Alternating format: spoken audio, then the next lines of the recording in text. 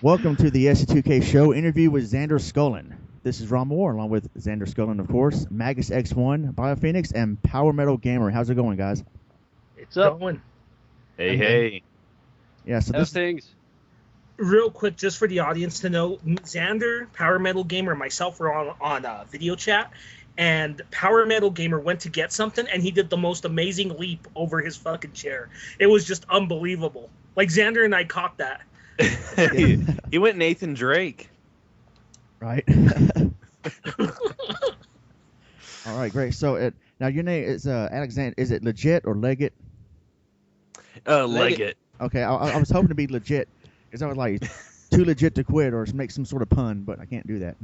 Well, it's funny because I've always said my last name sounded like a slogan. Like I even made like a old video when I was in high school. It's a really bad infomercial, and it was like just Leggett. You know, it sounds like something. Yeah. Nice. All right, great. So, I discovered Xander Skullion on YouTube through the League of Ordinary Gamers Facebook page, a group, and also through his own Facebook group, XS Gaming Podcast.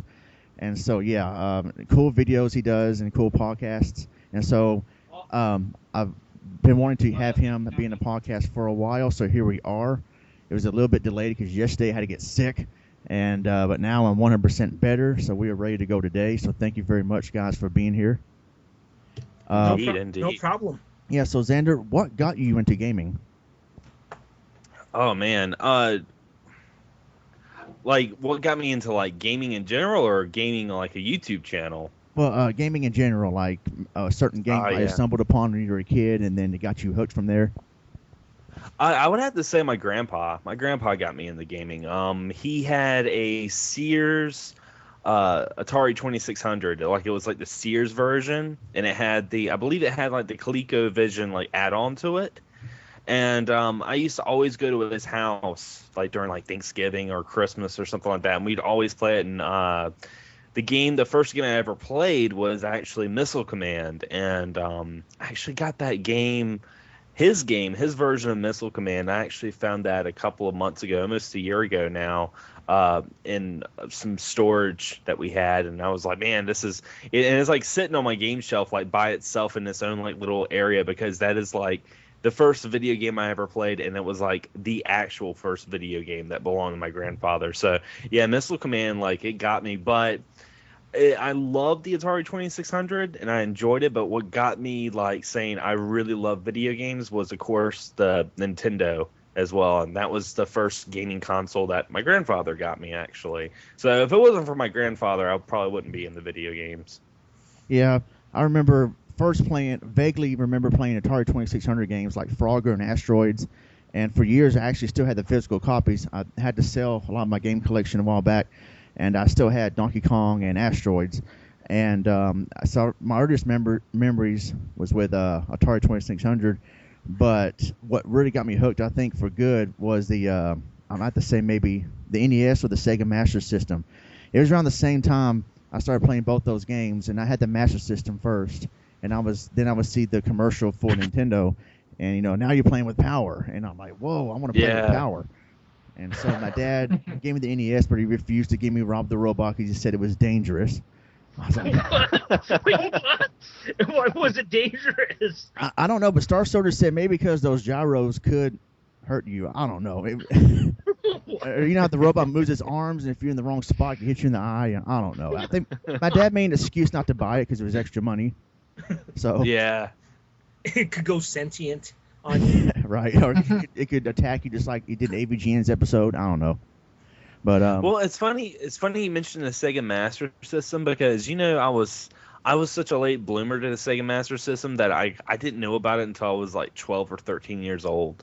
Like I didn't know about it until my sister's like boyfriend at the time, like during the summer, she was like taking summer classes, and he'd come down and we'd hang out and play like Metal Gear Solid and stuff, and he was like, yeah, man, the Sega Master System. And for the longest time, I thought the Sega Genesis was the first Sega console. And I'm like, Sega Master System. Right. So to me, I love the Sega Master System. I think it's very underrated. And I think a lot of it's because, Nintendo was just such a powerhouse back then. But, man, Sega Master System was great. I loved it.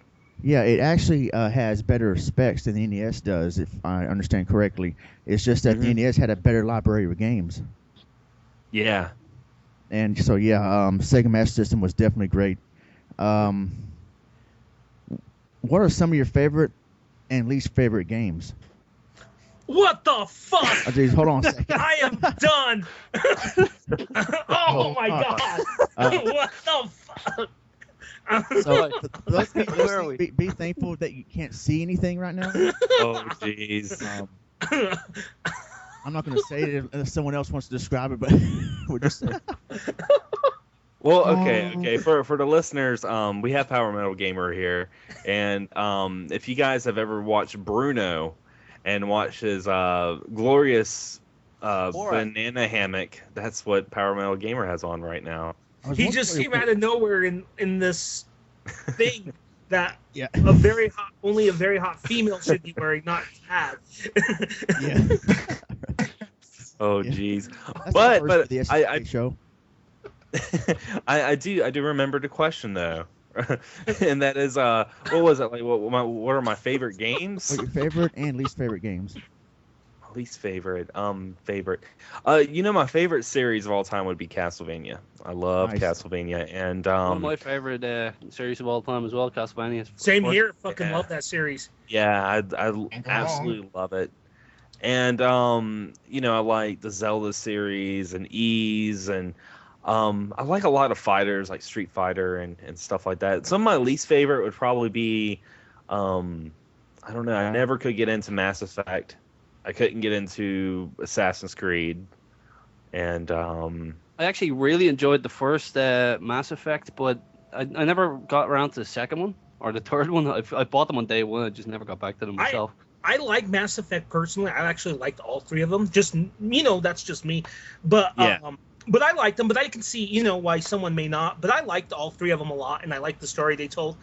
Assassin's Creed, though, the only one that I really got into was 2. I really cannot get into that series. Dude, Black Yeah. Flag. That's where it is. That's where it's all at. I heard yeah, Black Flag something about it. Like I can see where people would think it's a good, or people would see that it's a good game. And the same thing with Mass Effect. Like I'm almost like jealous of people that do get Mass Effect and they do enjoy it. I think all the times I tried to play Mass Effect, I didn't have the right frame of mind playing it because it starts out so slow. Mm-hmm. Yeah, And, it's such a big game to take in. That's what it is, man. Yeah. But in all seriousness, like Mass Effect, like I can see why there's so many fans because of all the decisions you made that carry over, and it's almost got like a Star Wars kind of like mythology to it and stuff. And it's one of those games I always say I'm going to go back to. I just haven't. And I think my last least favorite game I would have to say was Last Action Hero for the Super NES. Ooh. I cannot stand that game. I've never played that. I haven't played it since I was a kid. I probably need to like see if I can find it real cheap online or just download. I'll probably just download the ROM because it was one of those games that I did a blind rental when I was a kid, and all you guys can agree we all rented video games. All you had to look at it was the fucking cover off, and it was like, holy shit, I'm renting this game out. This is coming with me for a couple of days. Yeah. And the It could thing be the is, worst like, pile of dog shit ever. Yeah, the blind and the rental thing I is, did- if you Oh, sorry, I didn't mean to cut you off. I was going to say the blind rental I did that I regret was Total Recall for NES. That was the disappointment. Oh. well, see, the problem was Sorry.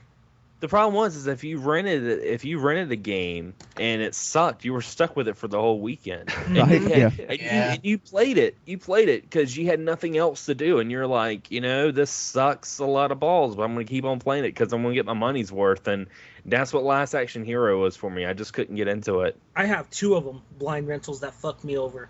Bill and Ted's Excellent Adventure. Oh, and then the other one is Home Alone 2 for the Genesis. That was- Sonic 3D, Flicky's Island, what a pile of arse. what? Sonic 3D, fucking Flicky's Island, what a pile of shit. Oh shit! I forgot I about think that. I think for me it was what was it, Mario's Missing on Super Nintendo. Oh, Wow. oh, I got a good story for Mario's Missing, and I don't think we ever got that here in Ireland. We never got that here in the PAL region. Be glad you didn't. Yeah. I've talked about this on the show before, but Thank when God. Mario is Missing, when it came out, like they marketed it as a successor to Super Mario World. Like it had the same graphics, it had the same music, and I remember every time I would go to Blockbuster, it would always be sold out. Like someone had always rented it. So one day I was like, okay, I know every Friday it's not going to be there, and I won't be able to play on the weekend. So I decided to play hooky. I was like telling my mom I was really sick, and I was like, I have diarrhea. I can't go to school. I have diarrhea, and I was like, I'm going to the bathroom a lot.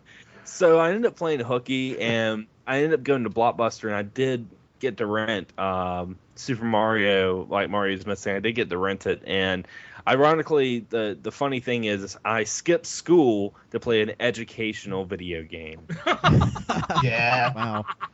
and it was like Almost. it was like geography. What was it like? Geography. Yeah. World history Yeah. or something like that. Fuck. It was a geography, yeah. Like, yeah. Yeah. I was We all, just- we all stuff. have that story where we missed school to play a game. Yeah. I have my story, if you don't mind interjecting, Go ahead. is I was doing really well my sophomore year of high school, and it was the beginning of sophomore, so it was the fall of '99. Final Fantasy VIII was coming out. I had waited forever for that fucking game, and I had it pre-ordered, yeah. paid off, and all that. And I remember that my grandmother came and said, because you're doing good, we'll get you out of school early to go pick up the game right away so you could be the first one to get it. And I had, like, it's a stupid thing. I had to be the first one to get it, you know, like, I could just say I was the first one at Software Etc. to get that motherfucker. Yeah. So we get there, and it's in the mall. So I run into the mall, and I hear this other kid just walk. He's like, yeah, I'm going to get Final Fantasy VIII. And I just fucking run, and I bum rush him to the ground. I just knocked him down on the ground. Wow. Just to get Final. It's not my proudest moment. I mean, it's fucking, a 16-year-old kid is the dumbest fucking, a 16-year-old boy is the dumbest fucking creature on this face of the earth. So, I bum rushed this motherfucker, slammed to the ground, got my game, got out of there, had to go around because he was talking to security, but he didn't see wow. me. Luckily, the mall has multiple exits because it's a mall, you know what I mean? Yeah. And it delayed me getting home playing that game, so. Yeah. Oh man. Yeah, Um, Final Fantasy VIII, man. I remember the beginning with that ocean, that beach, and all. I remember me and all my friends. The fucking like, intro music to that, man, and the whole fight between Squall and was it Squall and Right. Cypher? Yeah. Fucking epic fight. What an Yeah. intro. And Adea putting the fucking thing on and the cape flowing and the hair and all looks awesome. And Yeah. Final Fantasy VIII. I'll say that too. What was cool about that year too was that game has two of the best intros ever for gaming. That and Legacy of Kain, Soul Reaver. Yes, That intro yes. is awesome too. I remember skipping Oh, school to fuck play. yeah. I remember skipping school to play Double Dragon 2, and that's the day I beat it. And I skipped school another day to play Mega Man 2, 3, and 4, which I rented from Blockbuster Video on the same night. But it was my first time playing Mega Man 4. And Mega Man 4 kicked my butt because I was very new at it. I didn't know the order in which to beat the Robot Masters, but it was fun and it was worth it. And so, yeah, those are fun times. It's fun skipping school if you can. Just play your favorite game. It was awesome. Indeed. Yeah. Sweet. I I miss remember. those days. Oh, sorry. No, I was just saying I miss those days. Yeah. I remember like one game that I actually skipped school for to play was Dragon Warrior, and I actually beat it. Ah. Yeah, I did a Yeah. let's That's that check out. RPG game, wasn't it? Yeah. Yep, it was the first Dragon Quest game, and All right. Yeah, I did a yeah, that let's was check out of that. hard. Yeah, I did a first impression review I called Let's Check Out. I did that, I think, last summer it was. And I'm not good at RPGs. I'm not really a fan of them, but I love Chrono Trigger because it's a good game. And this is coming from somebody that doesn't really have much experience at all with RPGs or don't really have a desire to play it. But Crone Trigger was freaking awesome. A lot of people say that about Chrono Trigger. It's funny because there's a lot of non-RPG or even non-JRPG fans that love that game. There's something about that game that appeals to everyone. Yeah. It's the same with Final Fantasy VII as well. Yeah? Yeah, it's exactly the same with Final Fantasy VII. A lot of JRPG, like non-JRPG fans, always like to stick with Final Fantasy VII because it's just nostalgic. Yeah? Oh, I knew a Yeah, guy of course. I knew a guy that dropped out of high school to play Final Fantasy VII all the time. Yeah, no joke. Yeah. Shit. I will say this though, going back to like skipping school to play games. One thing I will say that was kind of nice in my old job, because I used to be a manager of a photography company at the aquarium. One thing about being a manager was I could actually write out the schedule, and I've done it. I did it numerous times. I would like write out the schedule, and I would put like days off that I was on, like when certain games were coming out, and I would actually have a meeting with my employers, like my little team, and I'd be like telling them like, hey guys, Castlevania Lords of Shadows is coming out today, and I'm gonna be off unless something really goes wrong. Don't call me. Right. And Yeah. actually, me and the vice president of the company took time off work to play Halo Reach. Like, him and I Nice. both were like, yeah, we gotta go get some supplies and go to Best Buy and blah blah. We went back to his place and played Halo. Nice. It was Back in great. It was 2010? great. Yeah. I skipped senior prom to play Halo. Wow. Nice. Yeah, because let's put it this way, there was a bunch of bullshit drama that I didn't give a shit about, here's the thing that was funny. It just got to a point where me and my friends, we didn't give a fuck about it, right, about the drama, but we just got sick of hearing, and we're like, you know what, fuck prom, we're gonna go over to this guy's house who had 2 Xboxes. Oh, shit. This was 2002, early 2002. I used to do System Link. Yeah, System Link, exactly. Hmm. 2002, and we played 8-player Halo that night as opposed to prom. And you know what? Some people are like, you're gonna regret not going to your senior prom. Guess what? I don't fucking regret it one bit. Me either. I didn't go to my prom either. To play video games, yeah. No, I just didn't care to go. But yeah, I hear you on that. I was gonna say when Mega Man Anniversary Collection first came out in 2004 for PS2, I got my copy from GameStop, or it might have been EB Games at the time. I don't remember. And I think the next day, I was sick, and I told my friend, "Can you work for me tomorrow morning? I'm really sick." And he thought I was making an excuse just to stay home and play Mega Man Anniversary Collection. He goes, "No, I know why you want to stay home. You want to play that game. It's cool. I got you." Oh, shit. No, dude, I'm really sick, dude. No, it's okay. I got you. I got that game too when it came out, Mega Man Anniversary Collection, and it's funny because similar to your story, No, that summer I had saved up enough money I didn't have to work, but I was about to get married at the time. That was a long time ago, shit. To my ex-wife, and she wasn't a gamer, so she was like, "Why did you buy old games that you already own some of the cartridges for?" Yeah. You know what's really funny is, as much as the Mega Man X collection, how much has gone up in value, especially for the GameCube. I was the only person that had that pre-ordered at my GameStop when that came out. I got the Mega Man X collection when it came out, and I was like the only person that had it pre-ordered in the whole store. Yeah, isn't that funny? And it's like now people are like painting up the wazoo, and they're like, "I gotta have Mega Man X collection on the GameCube." Oh shit! Yeah. But it's still cheaper buying that collection than the actual fucking cartridges, man. They're ridiculously priced. The only thing I will say about the only thing that sucks about the GameCube versions of the Mega Man Anniversary is they switched to buttons for the jumping and firing. It's kind of messed up. But the emulation's like pretty good. I mean, I actually like the emulation on the Anniversary a lot better than the Legacy Collection, which I understand. Which I made a video when I was talking about the Legacy Collection because it had a lot of lag. And people were like, well, that's more accurate to the NES versions. Like, the NES versions had those lags. Wait, and I was just kind of like, I don't remember it being so laggy. I mean, maybe it's just...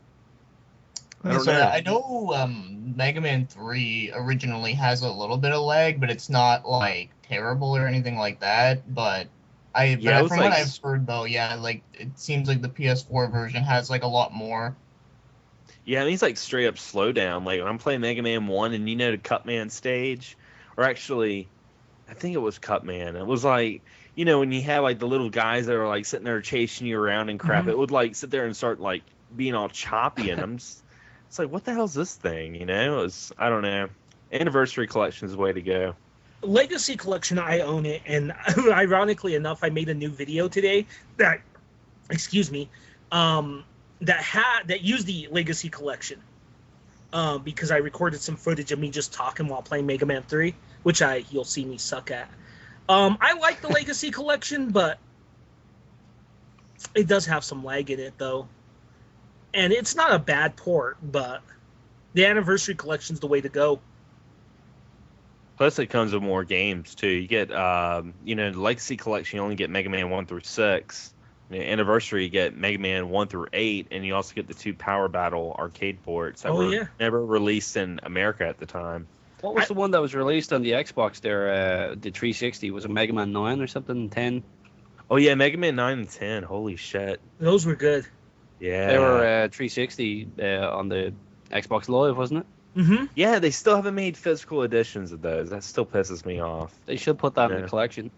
Instead of making the Mega Man Legacy Collection, if they just made a Mega Man 9 and 10 combo pack, and even if they were selling that for $60, I would have bought it. Fuck that. No way. What they should do is make a pack that has Mega Man 7 through 10. Yeah. And have the Power Battles, plus as a bonus, I don't know if you guys remember this, Mega Man motherfucking Soccer. Oh. Yeah. Well, I thought you were going to talk about the Mega Man. I forgot what I can't remember what console it was, but it was actually a QuickTime event Mega Man game. It was like an FMV type of game. You know what I'm talking about, Chris? I know what it is. I forget the name, but I know you can get it for PS1 and the Saturn. Yeah. It was like, a Mega Man cartoon. And it would sit there and play events, and then it would have like QuickTime events that you'd push, and it would it was almost like Dragon's Lair meets Mega Man.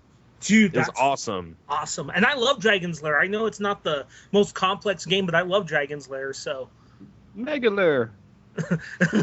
I'm a huge Space Ace fan myself. I love those. Ace. Dude, Don Bluth, that's a name in animation that you don't hear anymore. So underrated. Dragon's Lair. Apparently they're making a movie off that. Dragon's Lair? I did a let's check out of it last summer. That was something.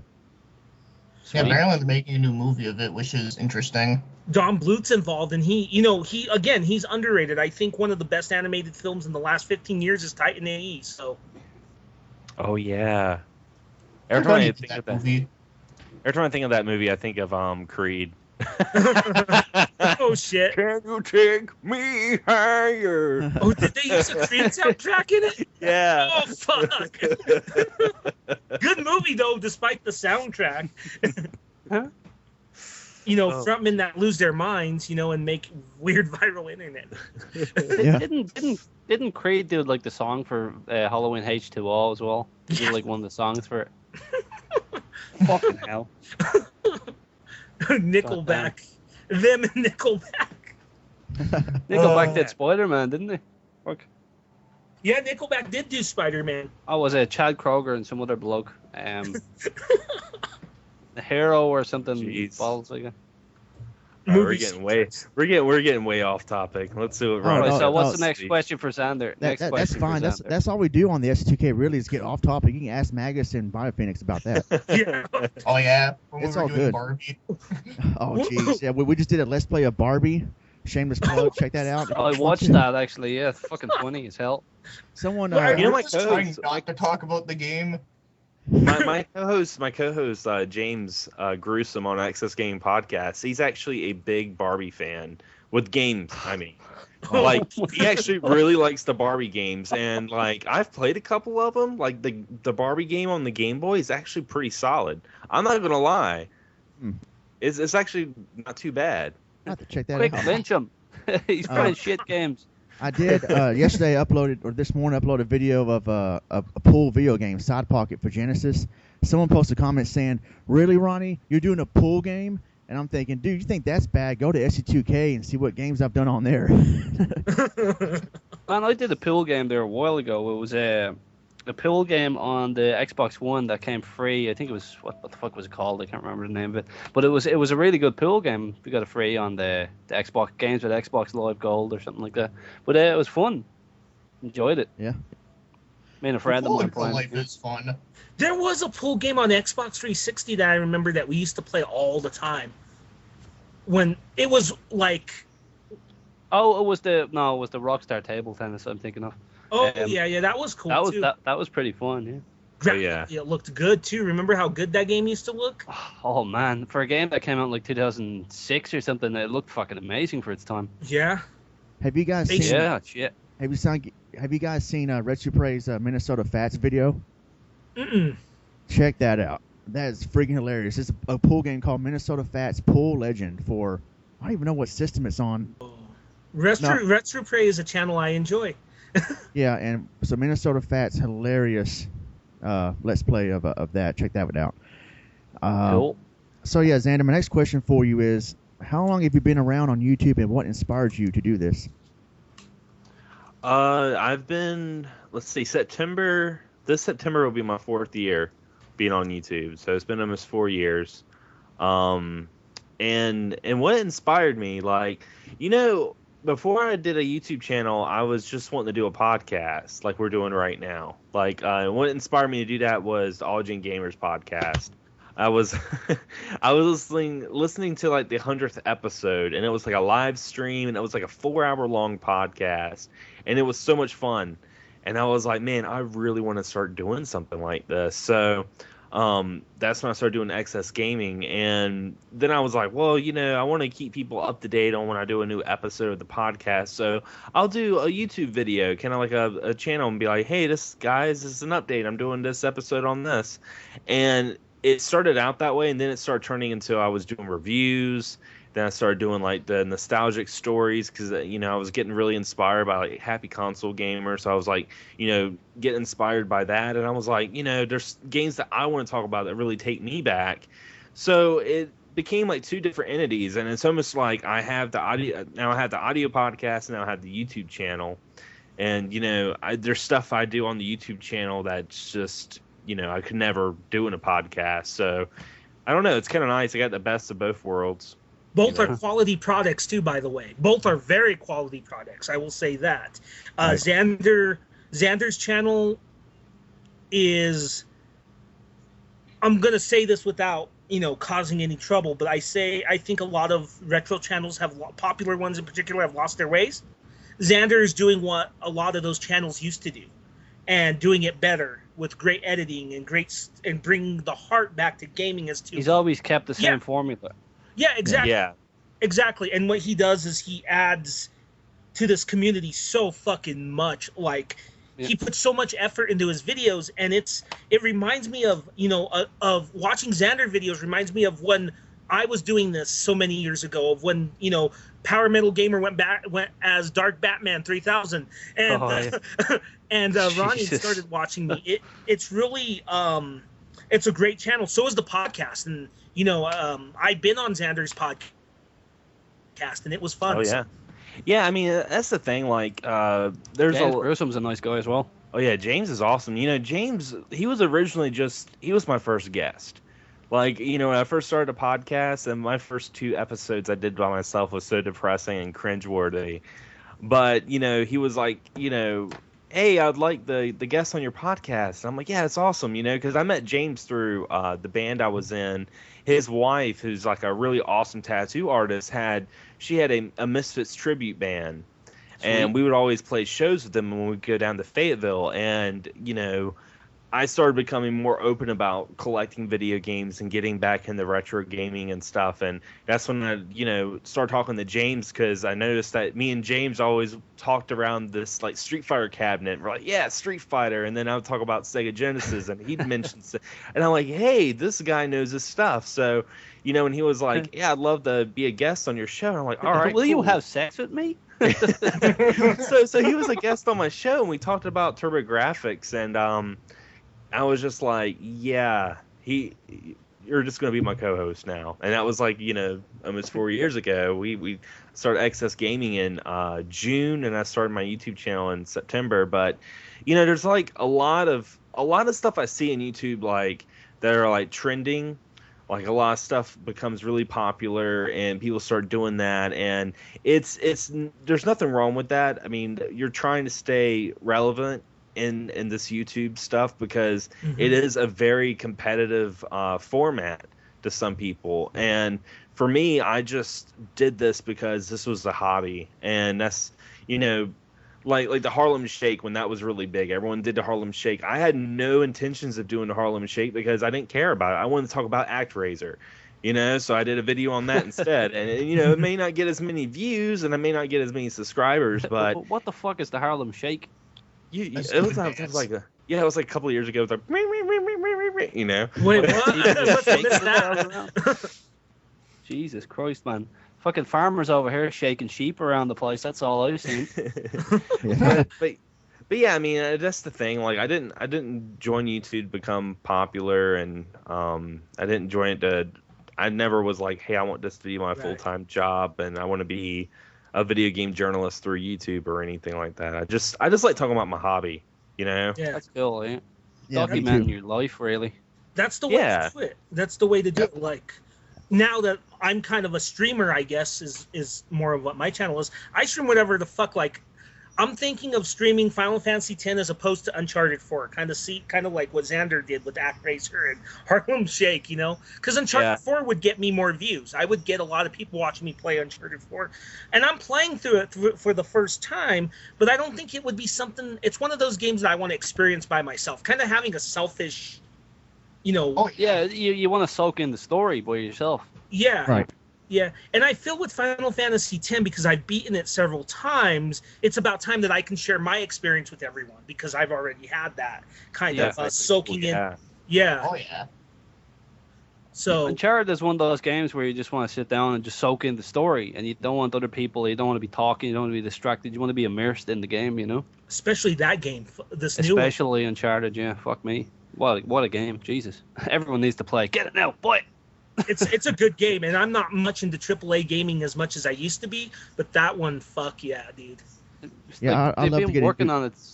Yeah, they've been working on it since like what, 2012 or something. It's like 4 years. You can see the work that they put into it, like the foliage and the everything, the scenery, the gameplay, the stealth is even much more improved than the new Uncharted, man. Holy shit, what a game. There's a lightning storm at the beginning of the game, and when they throw you into the beginning, this isn't a spoiler, when they throw you into the beginning of the game, you are on a boat in the middle of a rainstorm.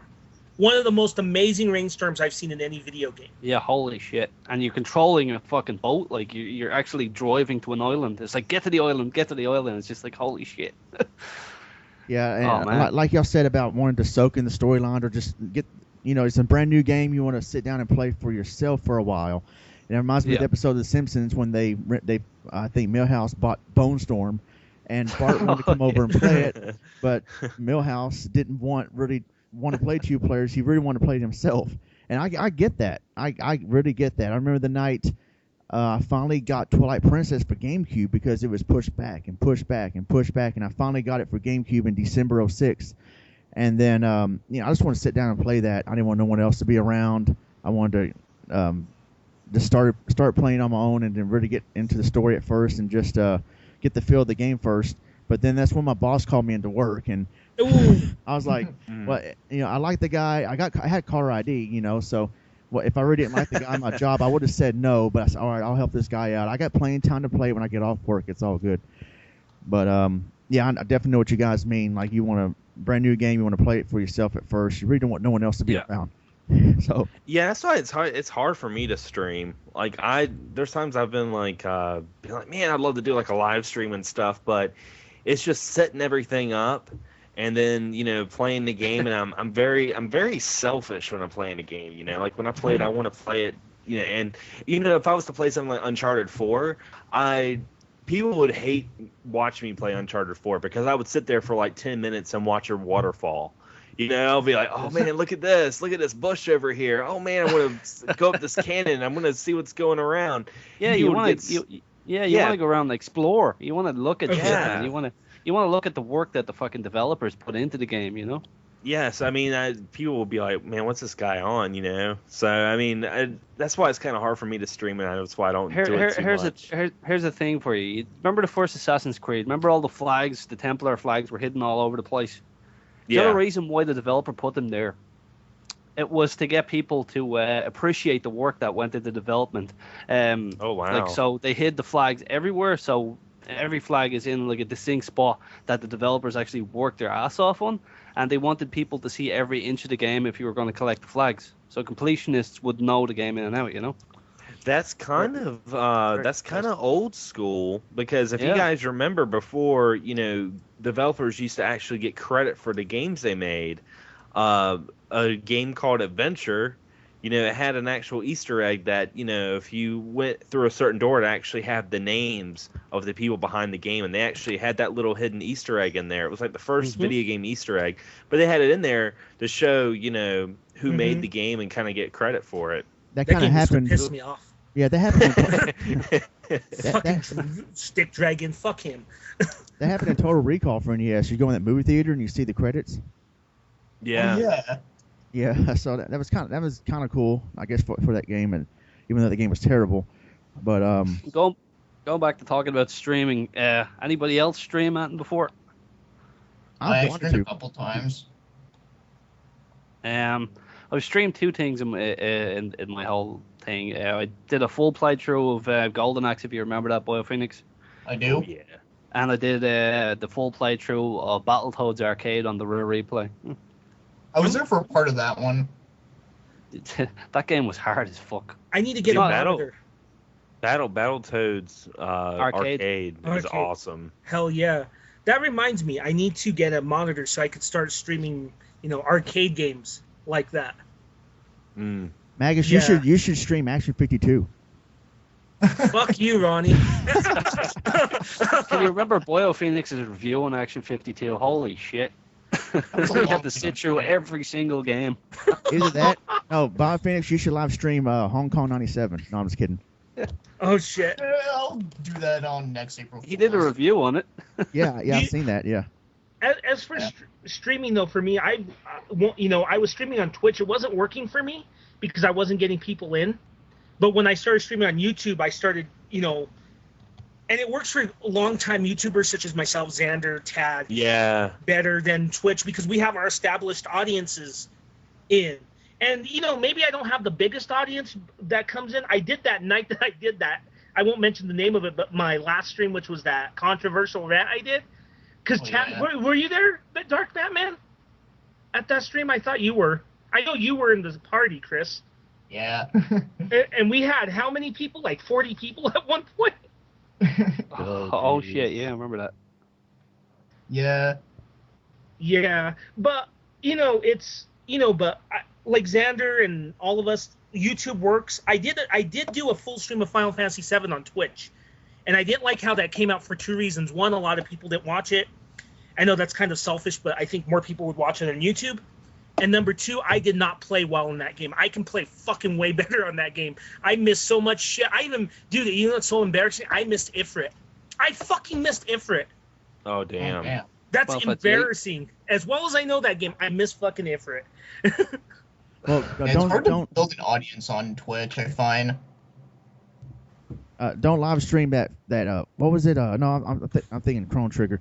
Don't live stream the Crone Trigger remake that you were bashing years ago, Magus, because those fanboys will come back after you again.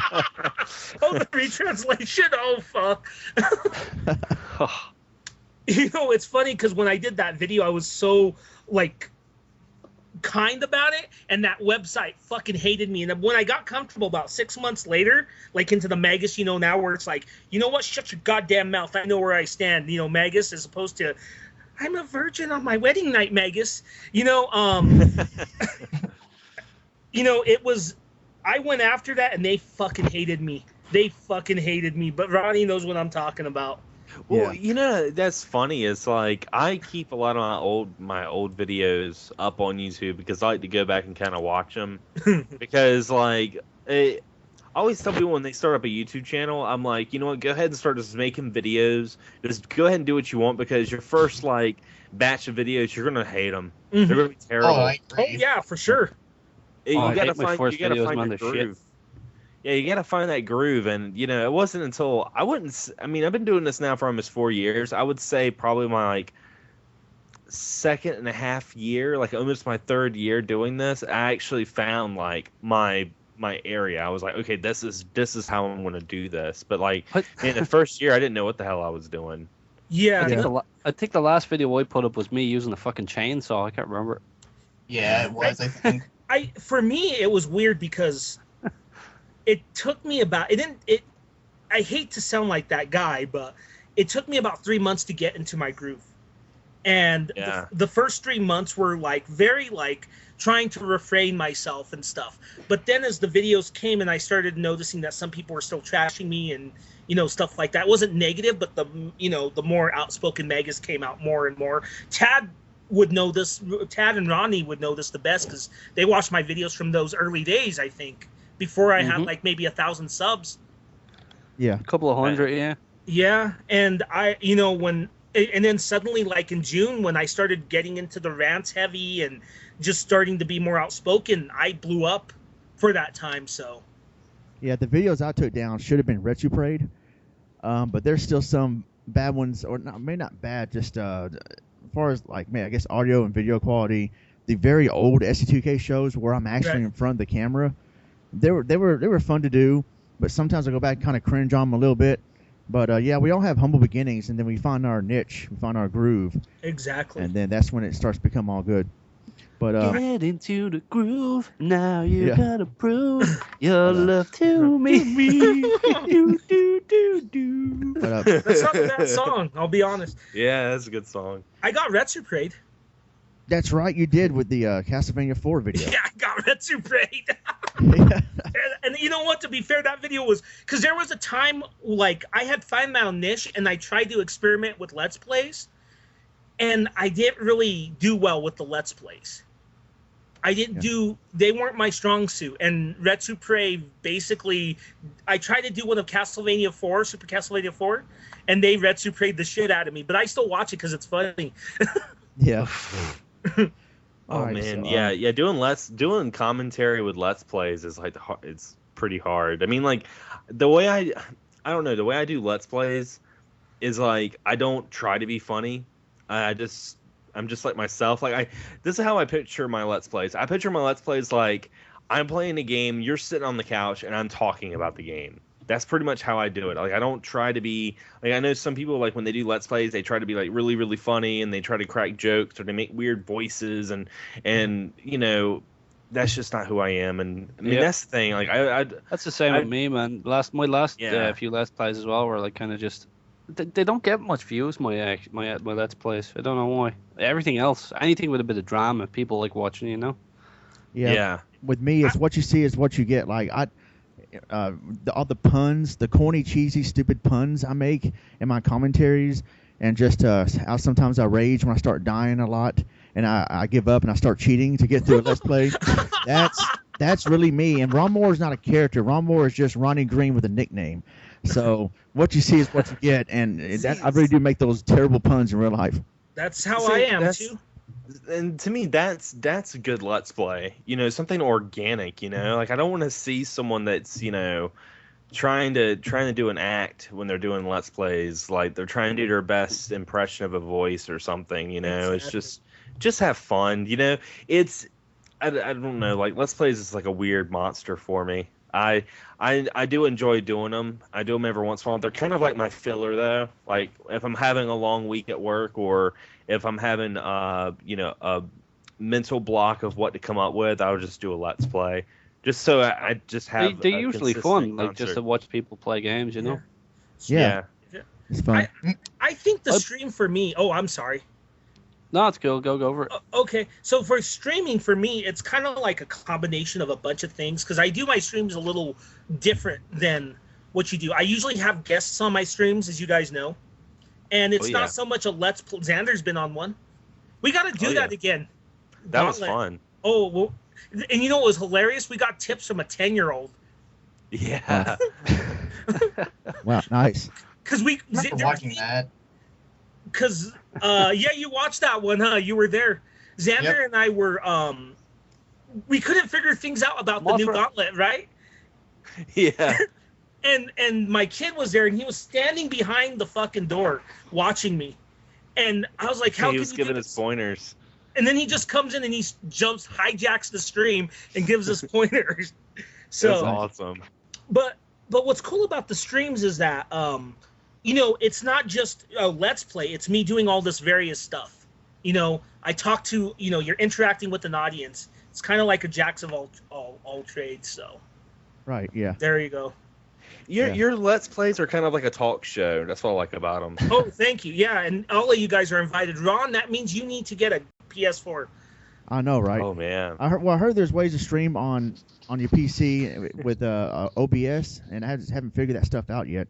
But I would love to stream sometime soon. Actually, and it's actually a lot simpler than you'd think. Yeah. All right. So Xander, my next question for you is, besides Skip Rogers, who are some of your favorite YouTubers? Oh man. Actually, I mean, I don't want to sound hokey, but a lot of you guys that are here are some of my favorite YouTubers. Like I enjoy watching, Biophoenix and I love Anthony's channel and Power Metal Gamer and Skip Rogers and another person I do have to shout out. Of course, John from Gaming Through the Decades and our friend Jason Black Metal Gamer, but I do have to give a shout out to Carcamo Gaming. I have to give a shout out to him. What I love about his channel. He's great. He's a pro wrestler in Panama. I have Dende and Akira jumping around on the screen right now. But Carcamo Gaming is cool. Tetsuo, big forehead and all. Fucking huge ass forehead. But no, Carcamo Gaming is really cool. He's a pro wrestler and he does some of the best unboxings. Like he did his Tomb Raider Rising. He did his unboxing. He climbed like the tallest volcano in Panama to do the unboxing. And his Street Fighter V unboxing, he's actually in a dojo, and there's like kids behind him practicing like karate and crap. It's awesome. So he does more than just here's a desk. He's sitting there and he's like, and I'm gonna open up this box. He's like, no man, I'm gonna climb a fucking volcano. So yeah, Carcamo Gaming, I highly recommend his channel. That's a good. Yeah, I got. So those are your shout outs? Yes. Cool. Yeah. That's a lot of dedication. Yeah, it is. I got a couple channels that I really like. One channel, it's a little bit on the popular side. It's over about 10,000 subs. Xander watches this channel. Maybe it's way over 10,000, but it's not more than 20,000. It's called Classic Gaming Quarterly. Oh yeah, that's a good channel. Oh, holy shit is that.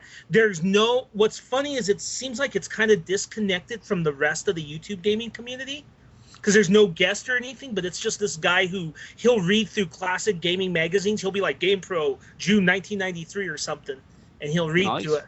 And he does a lot of like history videos. And I think that is a channel that should have more than 10,000 subs. That is a channel that should be up there with certain channels that I'm not going to mention because this is your show, Ron, and I respect you. Don't want you to get in trouble.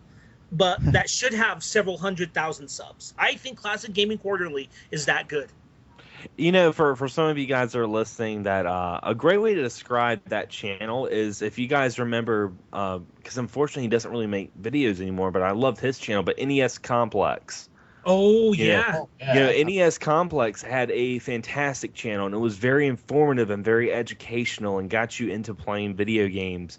That's what Classic Corley is. I mean, that's what I really like about his channel, and plus the production's like it's so crisp. Oh yeah. But he's not doing like he doesn't do like most of us do. He's not like behind like a bunch of games or anything like that. He's kind of like in this a very organic living room, but it's very sleek looking. I mean, it's nice. hard to explain. It's really cool. There's very humble. There's an interesting channel. Not channel, but an interesting video he did where he states that he does not like showing off his game collection. He feels it's like he says specifically. I'm not saying this about you guys because I love you and Tad so much and you guys have big gaming walls, but he said it feels a little arrogant in his opinion. That's what he said. Yeah, well, I can understand that. You know, and he doesn't. But he said that there's a lot of games channels that he watches that does have game walls, so he was trying to not. I really think the game wall it just kind of happened. Yeah, I think it's just something that I mean, it just I don't know. It's like a gaming wall is to a gaming YouTube channel as like a metalhead wears a leather jacket. Yeah. It just fits. Like I don't know how the leather jacket got involved in heavy metal, but it just happened. You know? Right. Fucking Judas Priest, man. Blame Rob Halford for that. I'll admit I have no gaming wall. I have no gaming wall. If now I would if all my digital games became physical, because I own a lot of fucking digital games. So, Like, I understand people that like don't have gaming walls. They don't have the space for it, you know. yeah, That's all it is. I have lots of Yeah, space here, it's- so Yeah. that's the reason why I have my shit. I do. Xander has seen this though. What I could do is I have my graphic novel collection wall, which Oh, is yeah. massive. Huh? I've seen it. I've seen it. Oh yeah, it's massive. It's huge. I have over like 600 graphic novels. Oh shit, man. Yeah, Nice. it's pretty impressive. I've got a little collection over here in the corner of graphic novels. Graphic novels are awesome. I love Star yeah. Soldier's game wall. Star Soldier's game wall is pretty epic. He said he had more games than that, but he had to sell a lot a while back. So he still has a whole lot of games. Let's talk about him for a second. Star Soldier is OG, like real Yeah, OG. he's old school, dude. He is, He- yeah. He's OG. I remember I was watching him. Him and Jedi, I think, were two of the first guys I watched before, like months before I made videos. This is like late 2007. I used to love watching Star Soldier, and I used to love watching Jedi 1. Those Yeah, are me too. yeah. Jedi 1's a legend to me. I was very confused when I first watched Star Soldier, and this is why. And if he ever listens to this show, he'll probably laugh about this. But when he did the drunk console gamer and called out Johnny Millennium, like that was the first time. That was the first time I saw him, and I'm like, this dude's like really drunk, but he's got a great taste in video games. This dude's kind of cool, actually. Yeah, I it started was watching called more of them. It was called the Happy Hour Console Gamer. Yeah, that's what it was. That's what it was, and it was really cool. And I mean, what I like about his channel is the same reason why I like a lot of the channels that I watch. It's not all flash, and you can tell he loves video games.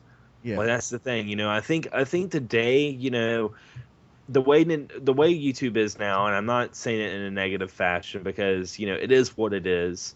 But a lot of the gaming stuff, it's very flashy. Mm-hmm. You know, it's not a whole lot of passion for some people. I mean, and you can see through the bullshit. You can see people that are into it because they love video games, and you can see it because people are just doing it because it's the flavor of the year. Yeah. You know, and it's and the way it is. You can't judge a channel anymore by sub count. You can't do it. No. Right.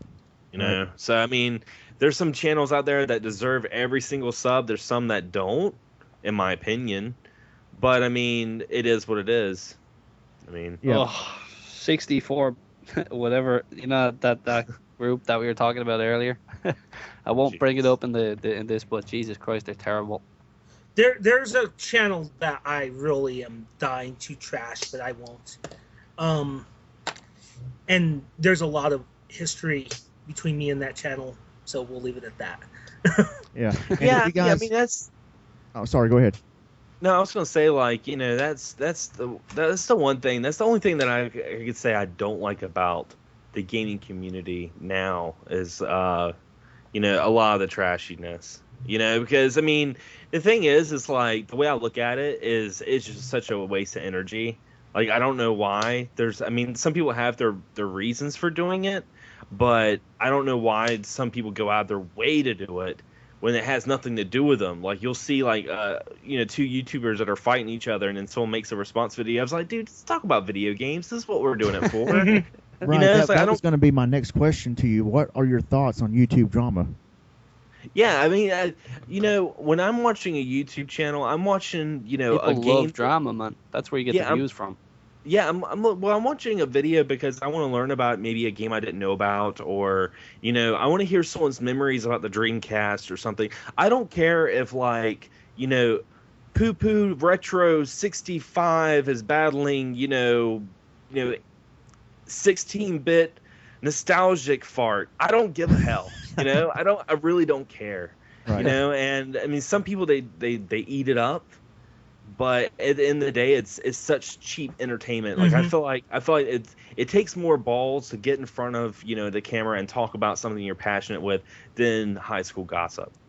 Right. You know? Well, I have been guilty of that, and I was guilty of it last video that I did, with Alpha Omega Sin. If you guys haven't seen that stream, Yeah. Oh yeah. yeah, But you're just voicing your opinion, though. It had to happen, man. Yeah, because Look, I don't do drama videos, really. You the guys know that. It's mostly a lot of streaming. But I really had to say what I had to say on Alpha. Yeah, but most of the time you're just sticking up for the smaller man. That's all. Look, here's the thing about the smaller guys. The smaller guys are the reasons why I watch YouTube.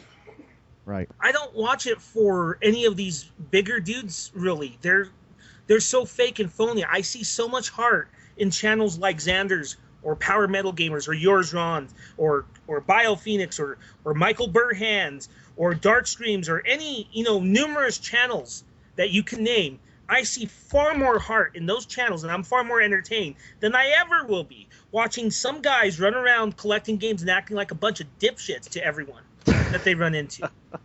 Yeah. Right. It's all about the passion. And going on 047, who was the last person I did an interview with on the ST2K show, very, very passionate about gaming. If you guys haven't listened to that, strongly suggest you check it out. Yeah, going on, for those of you who may not know who he is, he did a video response to AVGN's Simon's Quest review years ago, and it blew up. Mm-hmm. And he still does videos to this day, and he does it purely for passion, and he really loves it. There's no drama surrounding him. He keeps it real, and it's awesome.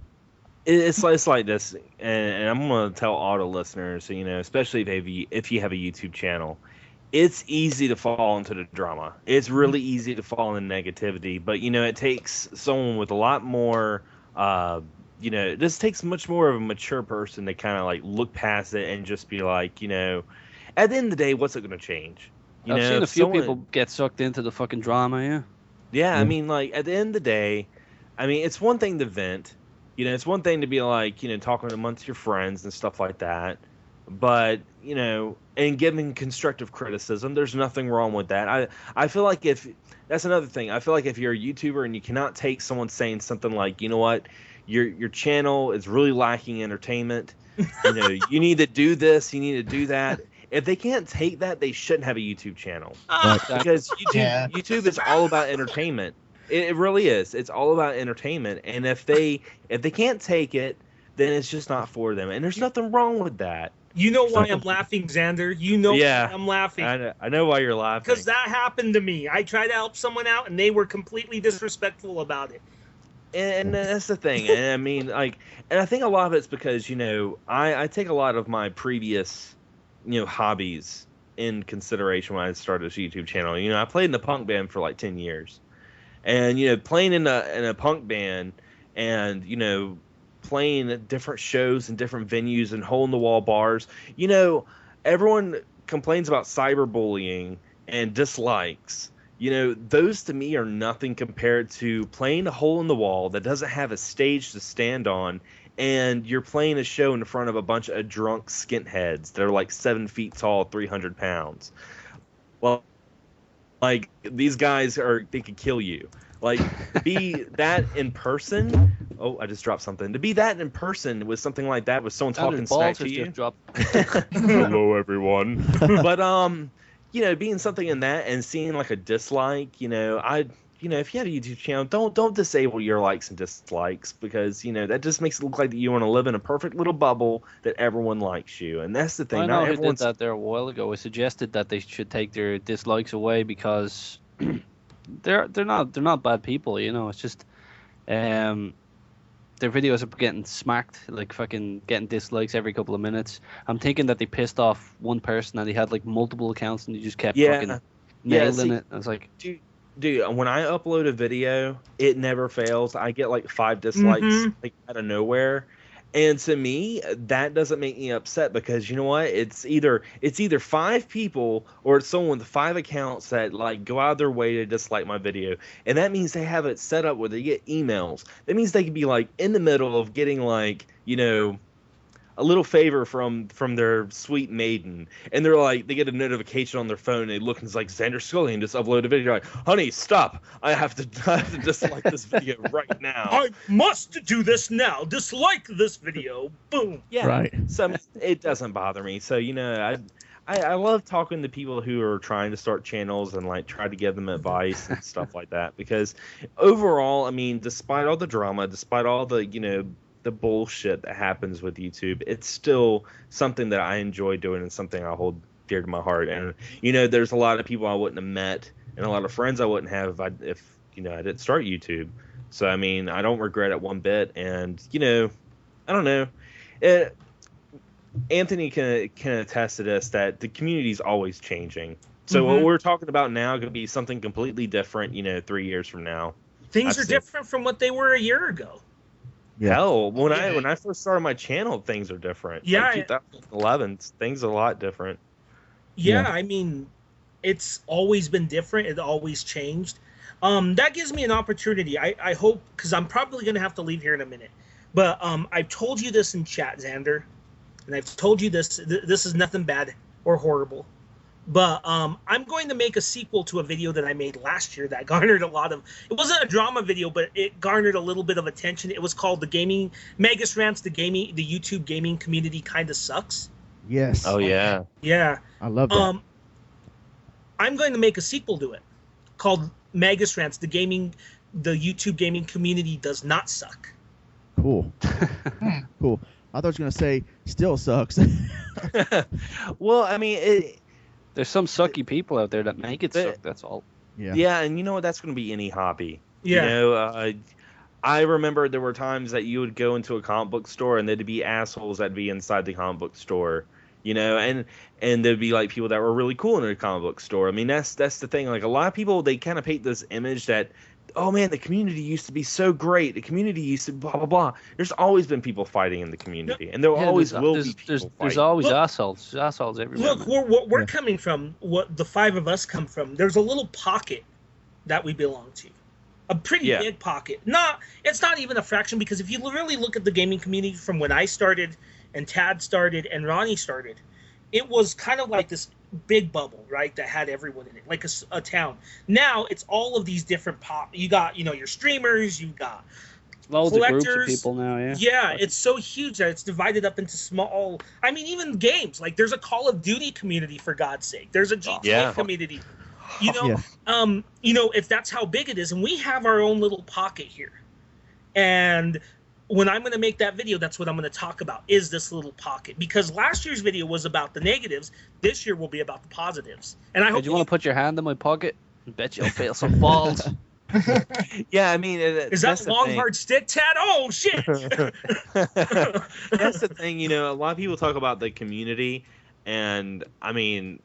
I don't want to say there's not a community, because there is a community, but I believe it's just, like you said, Anthony, it's just like there are divisions. They're like little groups, and that's just the way it is. It's natural. It's natural. It happens. It used to happen in my town with bands. There'd be like, the sludge doomy metal bands would hang out with those kind of people, and then you had the punks, and then you had the the screamos and the scene kids and the emos. I think it's just natural human instincts, I guess. I mean, we can't all be friends, unfortunately, but we can all tolerate each other and try to make it great. Don't be a dick. Every group has douchebags. Like wrestling, there's douchebag wrestling fans that make wrestling fans look bad. Same thing with gamers or anime fans or comic book fans, movie fans, music fans, whatever. There's always going to be that group of people that stir up drama and BS and all that stuff. So it can't all be perfect. But yeah, like Magus said, there's that pocket and within that community, and there's a lot of great things about the gaming community in particular. Yeah, like us outside of this little group. I mean, there's people like Michael Burhan or Gaming Through the Decades or Black Metal Gamer or so many more people out there. What's Logan's channel? I always forget. Ultra Bombastic Game Room or something. That's a great channel too. Game Room for short. Yeah, that's a great channel. Dark Stream. So many channels out there that are just so good. Right. Yeah, that's true. Now, if I know Magus got to get going soon, but if you guys have questions for Xander, feel free to jump in. Oh, I did want to say one more thing. and this is my last little bit of the community talk right here, and that is, I think a lot of the problem with some of the community is a lot of us do take it very, very personal because all of us become really good friends. And, when you hear someone trash another channel, like give constructive criticism, I should say, not give them, trash, being like, you look like a mongoloid. There's a big difference between saying you look like a mongoloid and your music was too loud in your video. You need to turn it down. You can be more entertaining. Right. I think a lot of that problem is a lot of people take it a little too personal, and I do want to say, like, unless they're attacking you straight on, don't take it so personal, and unless I don't know. I mean, that's kind of like what I wanted to say with that. Like, people need to quit taking things so personal, Right. unless it is personal. Oh fuck! It's funny because that last video I made, I don't know if you guys saw some of the comments, but I got trashed by a few people. I saw a couple of them, yeah. Yeah, they was, I got trashed, and at one point I was, I didn't get upset about it, but I was kind of happy because it was the first time I had a video that had more thumbs down than it did thumbs up. I was like, yes, I finally fucking did it, Yeah. Right, and that's you why finally angered the snake. Yeah, I'm okay with that. That's like, I looked at that, I was like, oh. Yeah, and Magus, you remember Master Hand?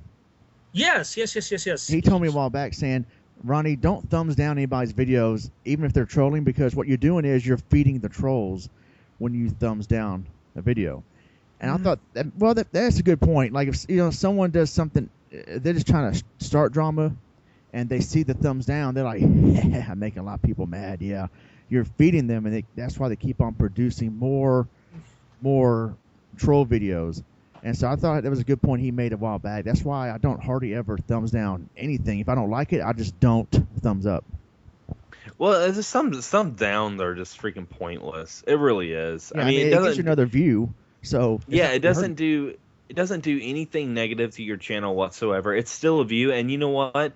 A video that has a whole lot of thumbs down can get noticed just as quick in the traffic search as a video that gets 1,000 thumbs up. I don't know if you guys remember this, but do you remember the old system, the 5-star system? Yes. Yeah. Oh, I remember that. Yep. Yeah. I kind of like the 5-star system better than I did the thumbs up, thumbs down. Oh yeah, me too. Because, like Ronnie said, if he didn't like a video, he could give it like a 3-star, like, yeah, this guy put effort in it, but it didn't click with me, Yeah. Right. And not it's mediocre. Yeah, and not be a total dick about it, like just giving it a thumbs down or whatever, so. Right. So I kind of like that 5-star system a little bit better. I don't know what you guys thought about it, but. Oh, I loved it. I was disappointed when I got rid of it. Yeah, same here. I think there were several things they got rid of YouTube that I'm disappointed in. Channel comments where we could discuss like on the channels. Video sharing. Yes. Video sharing. Response videos. That's the biggest Response one. button. That's the biggest one, Xander. Video responses. That's the biggest one. Yeah. Yeah. Yeah, I was So- very disappointed when shit. they got rid of that. And the 5-star system. Yeah. But what can you do, right? Right. Do you guys have YouTube. any questions for Xander? What is your favorite color? Because I only have one more, and I was going to give you guys opportunity to jump in if you felt like it. Okay, so I'll go ahead and ask Xander this one. Well, we probably pretty I much think I covered. know everything I want to know about We Xander. probably pretty much covered everything. So I guess probably we'll run out of what to say. But I do have one more thing I want to say. It's also a question. Hold on, Ronnie. It's not that we ran out of things to say. Power Metal Gamer, Biophoenix, and myself, we talk to Xander on a daily basis. Yeah. Oh, okay. I talk to you all the time. I got you. I got Yeah. you. Yeah. I just kind of wanted to give y'all an opportunity in case I was kind of hogging the spotlight or whatever. I wanted to. No, it's your show, man. It's cool. All right. Well, I just want to say this in closing, Xander. I really enjoyed your video where you talk about how you should not do this for money, but for fun. I forgot the name of the video. I gotta go back and look. But especially the part where you said, if you've made one friend doing this, you've won. And I thought that was very good. So what motivated That's you? very true. Yeah. So what motivated you to do that video? It was pretty inspiring. Yeah, and that was actually on my other channel that I need to start doing more of, the excess talking, which is like just a just a vlog channel where I talk about just random things, and that came from a lot of the YouTube drama that I was seeing, and I was seeing more people fighting about if YouTube's a job and YouTube popularity, and it was just like, to me, it was like so many people that lost the point of what YouTube is. And it's social media. It's another outlet like Facebook is. And what I did when I made my YouTube channel, I made it to meet other gamers that I could connect to and find out about other games and build my collection. That's what made me want to start YouTube. I had no intention of being like, you know what, I'm not gonna work a 9-to-5 job anymore. I'm going to be YouTube famous and walk down the red carpet of E3 or something. I mean, get him on the carpet. Yeah, I mean, like, I'll go ahead and say it because, I mean, everyone's like, well, if it happened, I wouldn't mind if it happened. Of course you wouldn't mind if it happened. I mean, I wouldn't mind if I won the lottery. I wouldn't mind if I played in, an inspiring rock band. I mean, who wouldn't mind success? That's right. Completely irrelevant. But what's not irrelevant is the passion for doing YouTube. And that's the thing that I think a lot of people forget about. They're more concerned about their camera quality and editing and who they can shake hands with who and what kind of popularity you're going to have. And it's just like, just be friends with people. Just do this because this is something fun to do. And I think that's like my biggest advice for people is just have fun. We're very lucky, Be yourself. Yeah, exactly. That's it, really. Just be yourself. Create content you want to create. Look at sorry, Tag. No, go for it. Go. No. I interrupted you. I'm sorry. It's fine. Don't worry about it, man. Go. I was just gonna say, look at the Facebook Messenger group we're in. Yeah. That's the best thing I've gotten. I mean, I'm in one with Ronnie, and I'm in like the same one with Xander and Tad and Chris, and we kind of have like. We've had several of these groups, but we talk every day, and we talk about various things. And I mean, these are friendships I made. I mean, look at the people. I've met so many people on YouTube that I'm friends. I have a podcast that I do, and I wouldn't be doing that podcast if I had not done YouTube, because I would have never met Alex. Right. Yeah. Oh yeah. I met Alex through YouTube, and I mean, he and I have podcasted for almost now 7 years on some basis, and we have a show that's been going consistently on for over 2 years. So, oh yeah, and it wasn't like I have. Okay, of course you guys know about the Ronmower channel and the ST2K channel. Those two channels, I've met a lot of good people on YouTube through those channels, through doing video projects and all that stuff. I mean, and of course the Skip Rogers channel. I mean, some of us know the full story behind that, and here's a interesting tidbit. If it wasn't for the Skip Rogers channel, I probably would have never met J-Man, who's probably my closest YouTube friend to this day. And I mean, he discovered the Skip Rogers video. He eventually met me, and then so that channel helped me to get to know a lot of people. And so it just the chain of events that YouTube leads or that produces with the content you do and the channels you run. I mean, like Xander said, if you met one friend, you've won. It's insane. Sorry, Xander. I was going to say, and I'm not going to mention his name because this is kind of a private matter. But I had a viewer, someone who watches my channel, asked to Skype with me. Like, he wanted to talk, and I'm like, yeah, sure. Well, this is the guy that knew me. Only way he knew me was from YouTube. Like, he didn't know me through Facebook group pages and stuff like that. And I was talking to him on Skype, and he was telling me, he was like, man, your channel's so awesome. And we were talking, and he was kind of starstruck, which kind of like made me weird in my element, because I'm just like a normal guy. I'm exactly the way I am outside of YouTube. I don't try to be someone else. So it was kind of like, and I would tell him, I'm like, dude, I'm just a normal dude. But what really hit the nail on the head with him, and what made me be like, man, this is why I love doing YouTube, is he was like, man, I love it when you upload a video. Me and my son, like his son's like 4 years old. He's like, we sit down and we watch your videos. And he was talking about my parody video I did of a new character I came up with, like Kevin Savage. And like, if you guys watch this with Kevin Savage, he talked about someone writing their name on the cartridge, and the name on the cartridge was Trent. Well, that's the 4-year-old's name. His name was Trent. And like the kid went crazy. The kid was like, "Oh my god, that's my name!" And like that's awesome. Like to me, that's what I love about YouTube. Oh yeah, the people you meet, the stories you hear. Like some people claim that that all of us have had some impact on their lives. That we've helped them through tough times. And I still I was just being an asshole or trying to be funny. But that makes me feel good that I helped you out. Same with Xander, same with Biophoenix, same with Ronmower, same with Dad. Yeah, the only YouTuber I've met in person has been J-Man, and I know Magus, you met Biophoenix in person. Mm-hmm. Have you guys met any YouTuber in person yet? Because that's a real cool experience. It's like, wow, we actually got to meet in person. So I mean, these friendships are real. I have to interject. I have to go now, guys. Okay, well, thank you very much, Magus, for joining us. Yeah, take care. I'll talk to you guys later in our little chats. Right. Good luck, Magus. Thank you, guys. I'm going to go record, so take it easy. And that's it. Magus out. Magus out. All right, so we're having some Skype issues here. We apologize for that. So Power Metal Gamer is no longer in the call either, so we apologize for that. But we're about to get ready to wrap this up anyway. So Xander, go ahead and tell us about your experience. I think you said you might have you met someone in person from YouTube. Yeah. There were a couple of local YouTubers that were here. Most of them moved away now, but the one that I actually hung out with, video game music professor.